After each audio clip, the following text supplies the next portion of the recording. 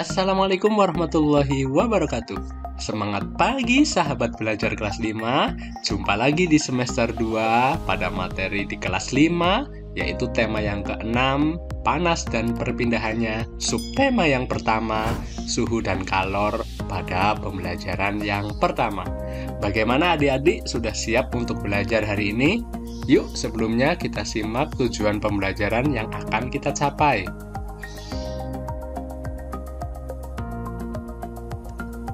Oke adik-adik, untuk mengawali kegiatan hari ini, kalian coba amati ketiga gambar yang ada di layar kalian.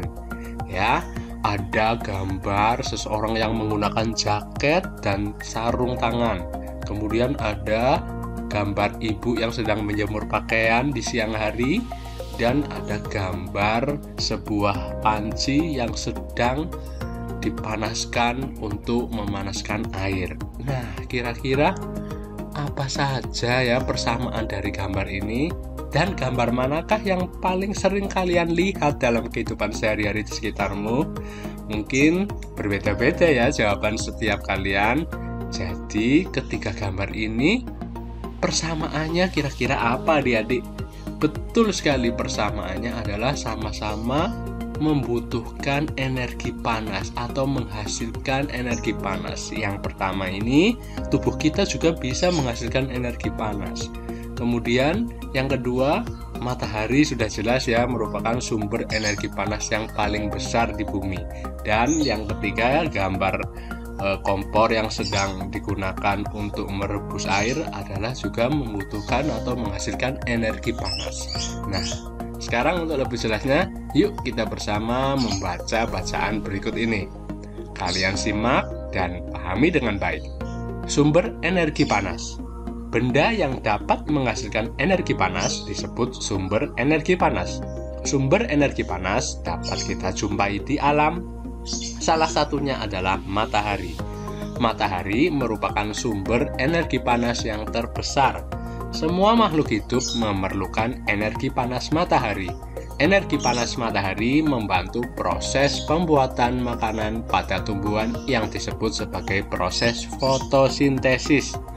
Makanan yang dihasilkan dari fotosintesis menjadi sumber energi bagi makhluk hidup lainnya, termasuk manusia. Energi panas matahari dapat menerangi bumi, sehingga udara di bumi menjadi hangat.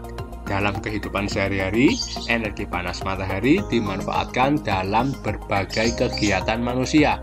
Misalnya, panas matahari digunakan untuk mengeringkan padi, mengeringkan garam, mengeringkan ikan asin, bahkan untuk mengeringkan pakaian yang basah.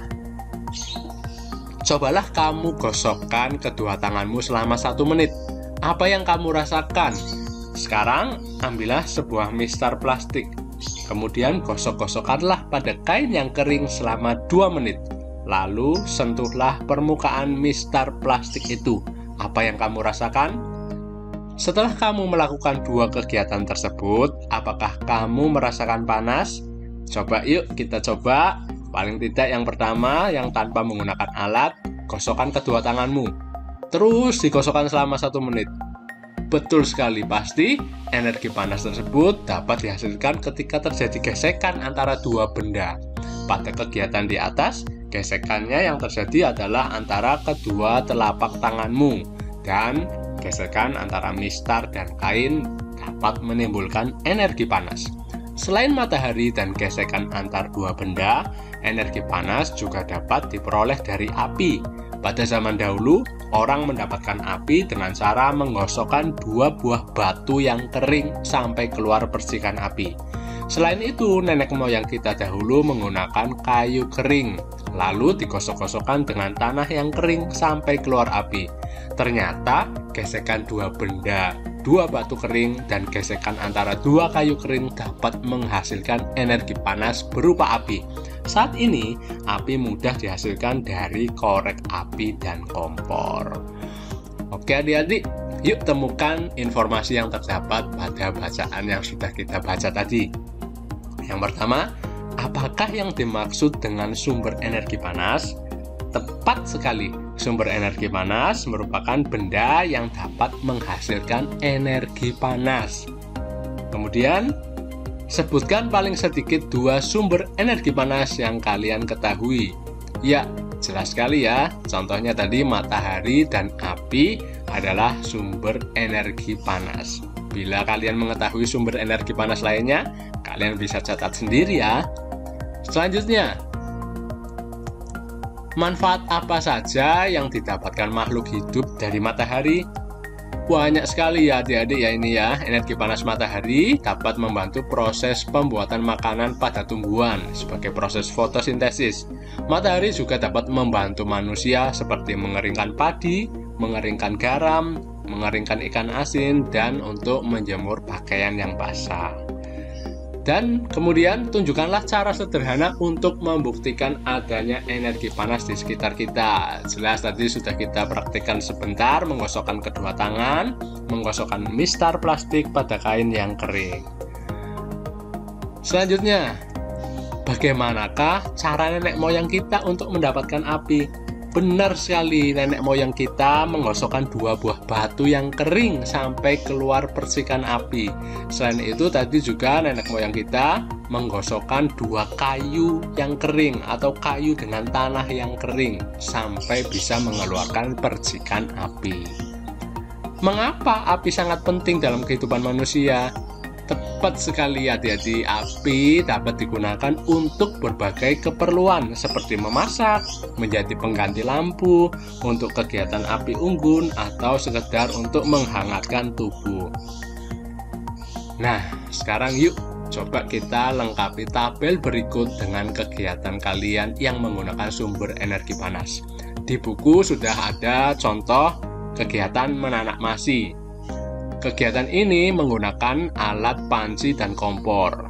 Ya, bisa menggunakan panci dan kompor dengan sumber energi api dari kompor, dan alat yang lebih modern lagi adalah alat penanak nasi elektrik. Bahwa sumber energi panas yang digunakan adalah listrik. Kemudian kegiatan yang kedua apa kira-kira adik-adik? Betul, memasak air. Memasak air bisa menggunakan panci dan kompor. Sudah jelas sumber energi panas yang digunakan juga api dari kompor. Selain menggunakan panci dan kompor, bisa menggunakan ketel listrik. Sudah jelas juga sumber energi panas yang digunakan untuk ketel listrik adalah listrik. Kegiatan yang selanjutnya, ya, menyetrika baju. Siapa yang pernah membantu orang tua untuk menyetrika baju di rumah? Alat yang digunakan setrika listrik. Jadi sumber energinya listrik. Dan kemudian setrika arang. Setrika arang ini digunakan pada zaman dahulu, atau nenek moyang kita biasanya masih menggunakan setrika arang. Sumber energi yang digunakan adalah api. Ya, oke adik-adik, selanjutnya kalian perhatikan ketiga gambar berikut. Wah, ada gambar apa aja ini? Sama nih, ada gambar es batu ya di 3 ruangan atau tempat yang berbeda. Yang paling kiri di luar ruangan terkena sinar matahari langsung, dan gambar yang tengah adalah di dalam ruangan atau di dalam rumah atau di dalam kelas, dan yang gambar yang paling kanan adalah es batu tersebut dimasukkan ke dalam sebuah lemari yang ada di dalam ruangan, tapi lemarinya terbuka ini. Nah, sekarang ukuran es batu itu sama ya atau tidak ini?